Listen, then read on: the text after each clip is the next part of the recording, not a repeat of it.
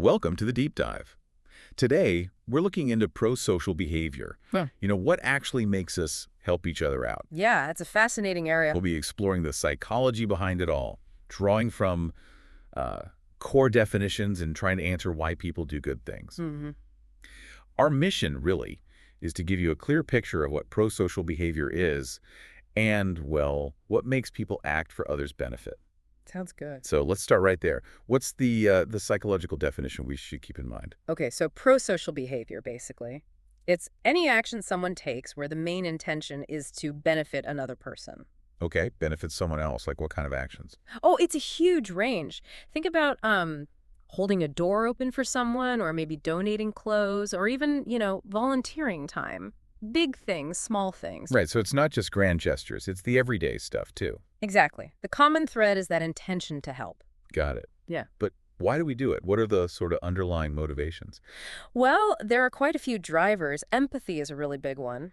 Empathy. Yeah. Like feeling what someone else feels. Precisely. That feeling can really push us to want to, relieve their distress or make things better for them. Okay, that makes sense. What else? Then you've got moral reasoning, our own internal sense of right and wrong.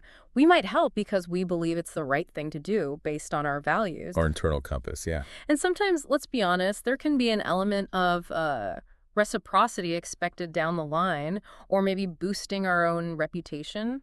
It's often a mix. So a blend of feelings, values, maybe even a little self-interest sometimes. Kinda, yeah. It highlights how complex our reasons can be. Right. Now, you hear the word altruism thrown around a lot. Is that just the same thing as prosocial behavior? Good question. No, not exactly. Altruism is actually a type of prosocial behavior. It's more specific. More specific how? The key is the motivation. Pure altruism is considered totally selfless. You help someone only out of concern for their well-being, with absolutely no expectation of getting anything back for yourself. Ah, okay. No personal gain involved. Right. Whereas prosocial behavior is the broader term. It includes those altruistic acts, but also helping acts that might have some self-benefit attached, even if it's just feeling good about yourself. Okay, so prosocial is the big umbrella, and altruism is under it, defined by pure selflessness. You got it.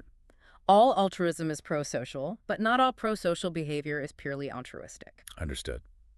So when do these helpful tendencies start showing up? Is it something we're born with, or? It seems to develop over time, starting pretty early in childhood, actually. Really? Like toddlers? Yeah, even young children show, basic forms of helping and sharing. It might be simple stuff, but it's there.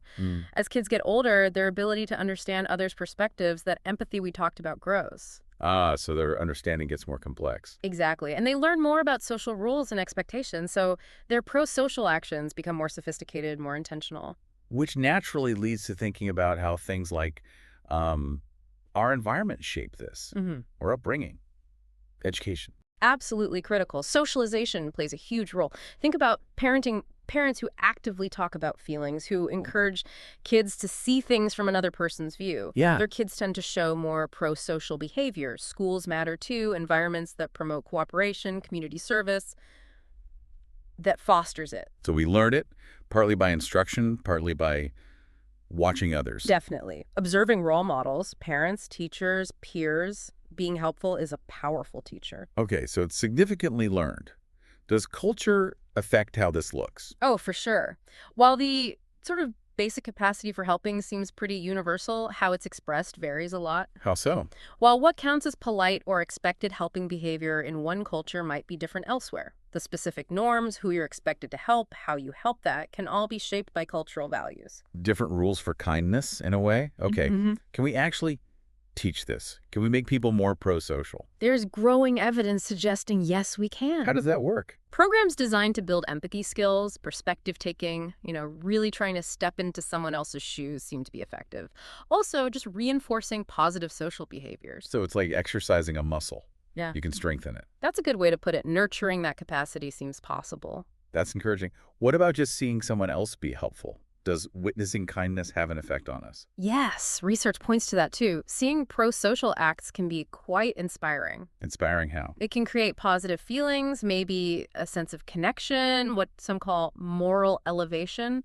And that feeling can actually make observers more likely to engage in helpful behavior themselves. Wow, a ripple effect. Yeah, One good deed sparking another. exactly. Kindness can be contagious within a social network or community. That's a really positive thought. Okay, last area, our digital lives.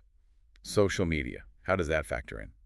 Social media. Yeah. It's complex. On one hand, it can be amazing for raising awareness about causes, mobilizing help quickly, connecting people for good. Yeah, you see those campaigns take it off. Yeah, definitely. But on the other hand, it can also expose us to a lot of negativity, conflict, social comparison, which might potentially dampen pro-social feelings or actions. So it's a double-edged sword, really. Pretty much. We're still figuring out the full impact. It's a constantly evolving landscape. Okay, so wrapping this up, pro-social behavior isn't simple.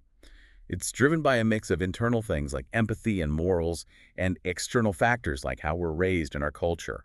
It develops over time, It can be learned and encouraged. and seeing it can actually inspire more of it. That sums it up nicely. It's this fascinating interaction between our inner world and the social context we live in. This has been really clarifying. And for you listening, maybe take a moment to think about your own daily life, those small interactions. Where do you see empathy or your sense of right and wrong influencing how you act towards others? What might shift if we consciously tried to weave a bit more pro-social behavior into our routines? It's definitely food for thought. Something to ponder. Thanks for joining us for this deep dive.